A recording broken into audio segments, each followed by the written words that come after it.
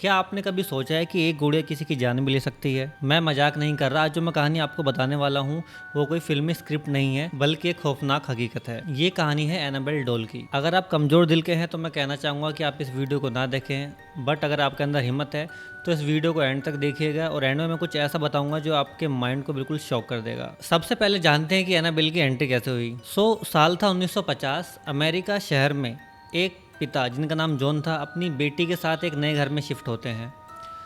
जब वो अपने घर में शिफ्ट हो रहे थे तो सफाई के दौरान उन्हें अपने घर के बैकयार्ड में यानी पीछे की साइड एक डॉल मिली। उनकी बेटी मेजिला को वो डॉल बहुत पसंद आई और बेटी के बाबा रिक्वेस्ट करने पर जॉन ने वो डॉल मेजिला को दे दी, जिससे मेजिला उसके साथ खेल पाए। बट इसके बाद कुछ नई नई चीजें होना स्टार्ट हो जाती हैं। जॉनी ने नोटिस किया कि उसकी बेटी उस डॉल के साथ कुछ ज्यादा ही घुल मिल रही है। मेजिला अब उस डॉल के बिना रह नहीं पा रही थी और उन्होंने नोटिस किया कि वो डॉल से अकेले में बातें करती है।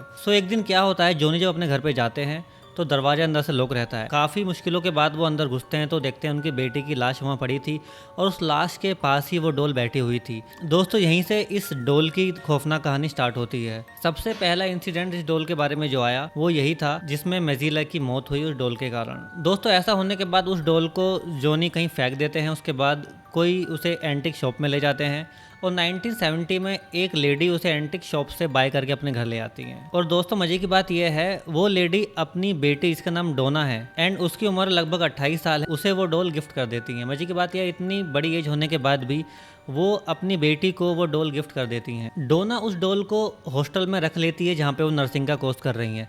बस यहीं से एक नई स्टोरी की शुरुआत होती है। डोना नोटिस करती है कि ये जो डॉल है वो मूवमेंट करती है। उसने अपने फ्रेंड्स को इस बारे में बताया कि ये डॉल है, ये मूवमेंट करती है। किसी ने उनकी बात नहीं सुनी तो उसने क्या किया, एक्सपेरिमेंट किया। उसने अपने दोस्तों के साथ मिलके एक रूम में उसने इस डॉल को एक पर्टिकुलर पोजीशन में बैठा के कमरा बाहर से लॉक कर दिया।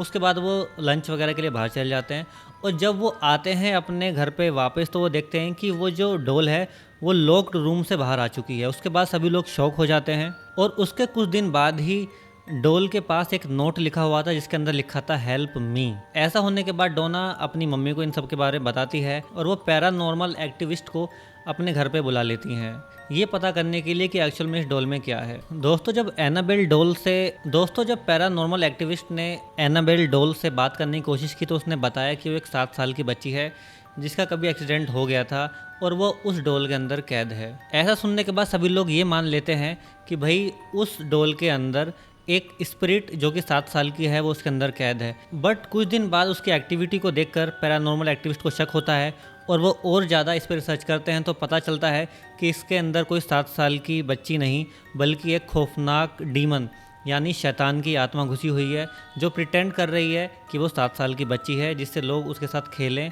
और घुले मिलें। दोस्तों, एक स्टोरी और सामने आती है कि डोना के पास जब उसका दोस्त एक दिन के लिए किसी वजह से वहाँ रुकने आता है, वो बहुत डर जाता है बिकॉज वो देखता है कि एनाबेल डॉल मूवमेंट कर रही है और एनाबेल डॉल ने उसका गला दबाने की कोशिश की है। जब सुबह होती है तो वो ये भी देखता है कि उसके चेस्ट पर कुछ पंजों के निशान थे। तब उसे एहसास हुआ कि ये कोई नॉर्मल डॉल नहीं है। दोस्तों, पैरानॉर्मल एक्टिविस्ट जिनका नाम था एड और लॉरेन, वो इस डॉल को मंत्रों और पवित्र जल से एक कंटेनर में कैद कर लेते हैं, एक कांच के बॉक्स में बंद कर देते हैं और उसे एक म्यूजियम में रख देते हैं जिससे कि इन फ्यूचर ये डॉल किसी को नुकसान ना पहुंचा पाए। दोस्तों, बट इस डॉल की कहानी ही खत्म नहीं होती है। उसी म्यूजियम में जहाँ पे एनाबेल डॉल रखी हुई है वहाँ पे कपल जाता है और वो आदमी उस डॉल के साथ मजाक करता है, कहता है तू नकली गुड़िया है, तू मेरा कुछ नहीं कर पाएगी, तेरे में दम है तो मुझे मार के दिखा।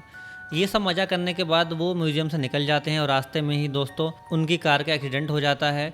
उस कपल में जो आदमी होता है उसकी मृत्यु हो जाती है और जो लड़की होती है वो काफ़ी टाइम तक कोमा में रहती है। इस घटना के बाद उस म्यूजियम को 2019 में परमानेंटली बंद कर दिया गया और कारण ये बताया गया कि इस म्यूजियम में जोनिंग इशू है, जो कि सच नहीं था। और दोस्तों, अभी कहानी यहीं पे ख़त्म नहीं होती है। 2022 में डैन नाम का आदमी उस डॉल को म्यूजियम से निकाल के अपने साथ कई शहरों के टूर पे ले जाता है ताकि वो लोगों को जागरूक कर सके कि ये सब चीज़ें कुछ नहीं होती हैं, ये डॉल कुछ नहीं है, वो सिर्फ जो भी घटनाएं हुई हैं वो एक इंसिडेंट था। लेकिन कुछ हफ्ते बाद डैन की भी अचानक मौत हो जाती है और ये अभी तक नहीं पता चल पाया है कि उसकी मौत क्यों हुई।